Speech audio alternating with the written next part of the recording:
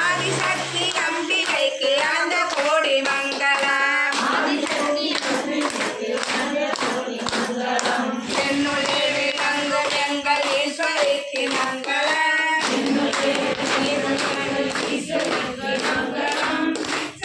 ஒற்றைக்கும் வெற்றிலைக்கு மங்களம் வாழ்விலாத தன்மையம் தரச்சியற்ற வன்மையம்